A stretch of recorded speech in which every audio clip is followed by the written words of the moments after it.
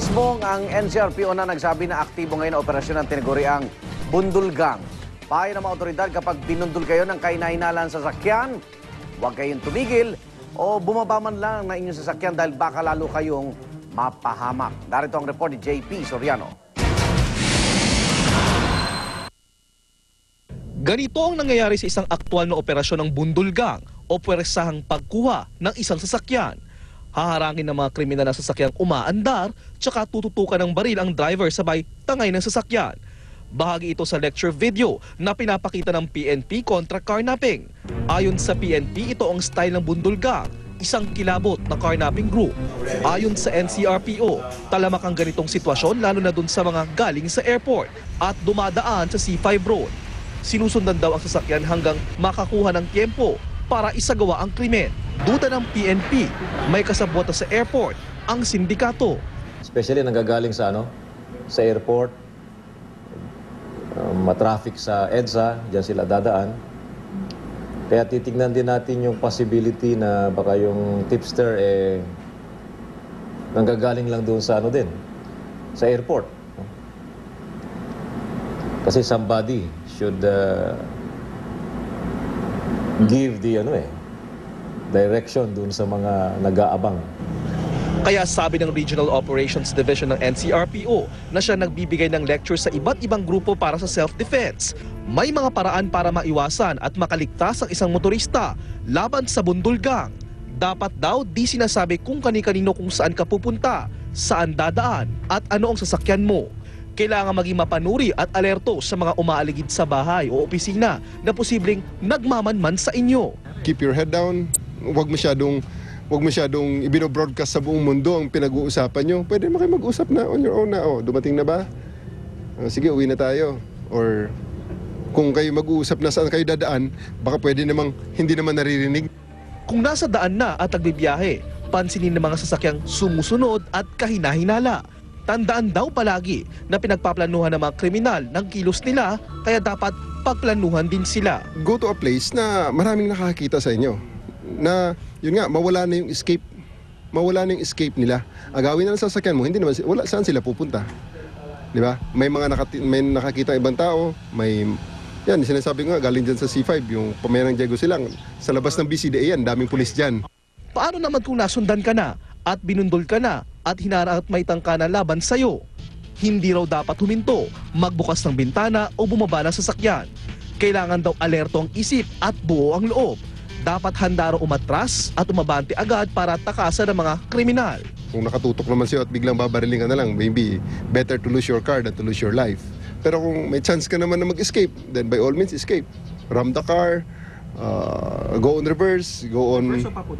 Pwedeng you ram the car forward, you can ram if nasa likod siya. You can ram the car back at your back behind you. So pero yan, pinapractice yan. Sa bidyong ito naman, na ginagamit ang ilang self-defense training expert, makikita kung paano ang tinatawag na J-turn, kung saan mabilis ang pag-atras at tiempo sa pag-ikot ng sasakyan para makatakas.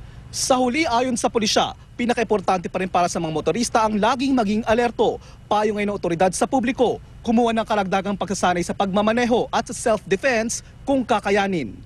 Para sa unang balita, JP Soriano reporting.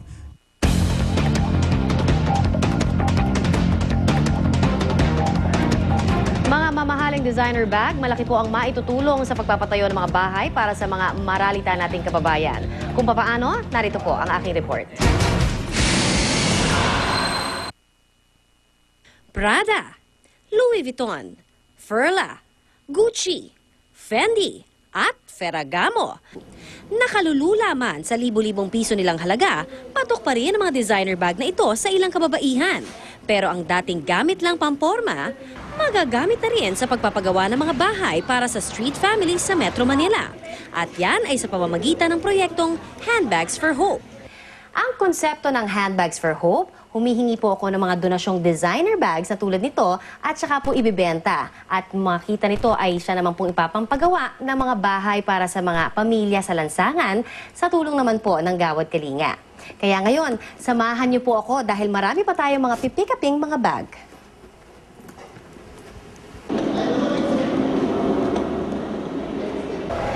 Isa sa agad na tumugon para tumulong sa fundraising na ito ay walang iba kundi ang Star for All Zsons at ngayon gobernadora na ng Batangas na si Governor Vilma Santos Recto. Kaya naman ngayon aalamin po natin kung ano nga ba ang kanyang idodonate na bag para makatulong sa ating fundraising.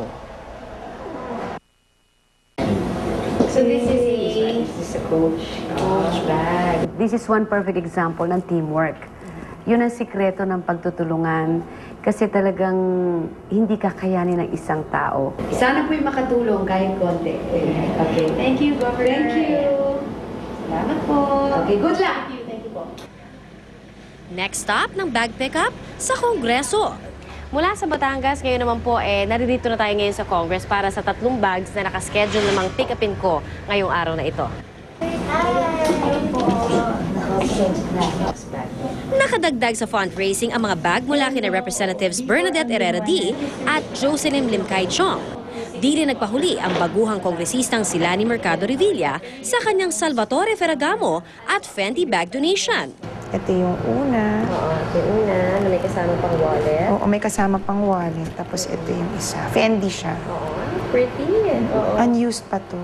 Ilan pa sa mga tumulong sa fundraising ay sina Chris Aquino na nag-donate ng Furla bag na may signature color pa ng kanilang pamilya. Ang misis ng pambansang kamao na si Jinky na i-donate naman ang kanyang Purple Gaucho Prada bag.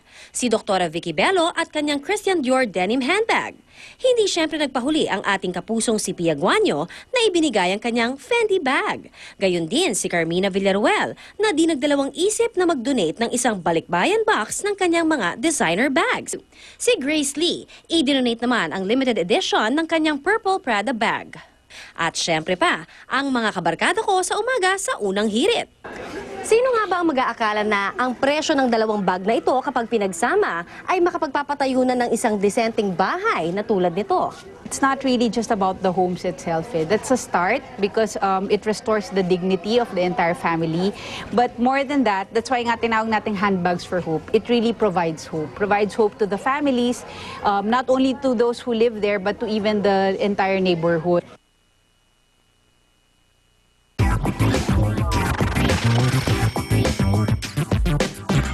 Oras na para sa unang chika, narito na si Luan D. Luan.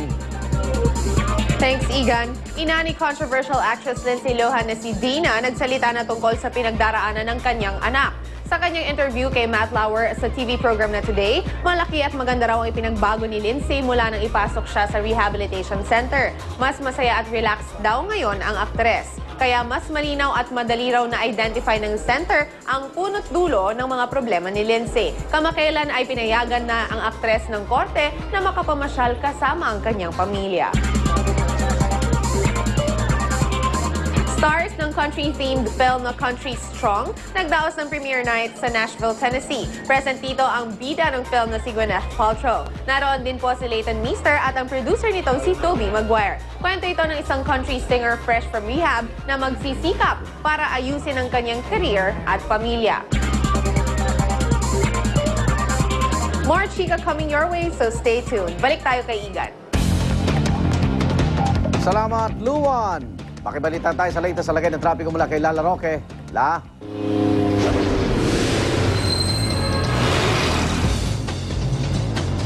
Igan, unti-unti na nga naglalabasan ng mga motorista sa mga oras na ito dito sa Ninoy Aquino Avenue sa aking kilalagyan ngayon. Itong papunta ng Terminal 1 ay wala pa namang problema pero yung kalsada doon papunta ng Mia Road tsaka Terminal 2, dyan na nagsisimula ang pila at bumabagal na ang daloy ng trapiko. Samantala, kumustahin naman natin ang EDSA Kamuning sa pamamagitan ng ating GMA Traffic System.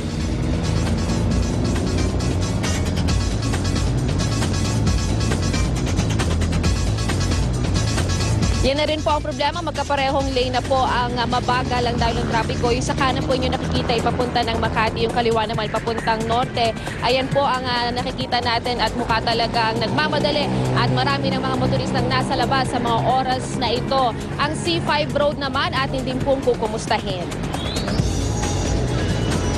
Wala pang problema, yung kaliwang bahagi po ay yung papunta ng Bikutan at yung kanan naman ay papunta sa Pasig. Mukhang okay pang dumaan dyan sa mga oras na ito dahil maluwag na maluwag pa ang daloy ng trapiko. Samantala, Igan, paalala din natin Yung sa may Magallanes flyover, na doon tayo kahapon, bukas na po yan, maaari ng daanan ng mga malalaking sasakyan, pero yung left inner lane lang po ang pwedeng daanan. Samantala, ito rin isa pa sa sinasakyan nating mga pasahero ay yung LRT at MRT. Alam nyo, hindi pa kasi tapos ang usapin tungkol sa posibleng pagtaas ng pasahe. Kung matutuloy kasi yan, magiging minimum fare na halos doble itataas, 30 pesos na. Kaya yan ang ating aabangan at tututukan. Kasi kung matutuloy yan, bago magpasko o pagkatapos ng Pasko, ipapatupad na yan. Samantala, Igan, paalala natin ngayon, bawal mamayang alas 7 ng umaga, number coding natin 5 and 6, bawal po kayo sa kalsada. Balik sa iyo, Igan. Salamat, Lala. Ang hihirit namin mamaya. Outing ng mga nanalong barangay at SK officials sa San Leonardo, Nueva Ecija. Dawi sa disgrasya. E-Games Internet Cafe sa Quezon City, nilooban. Samantala, narito na po si Lynn. Thanks, Igan. Ano mang reunion party?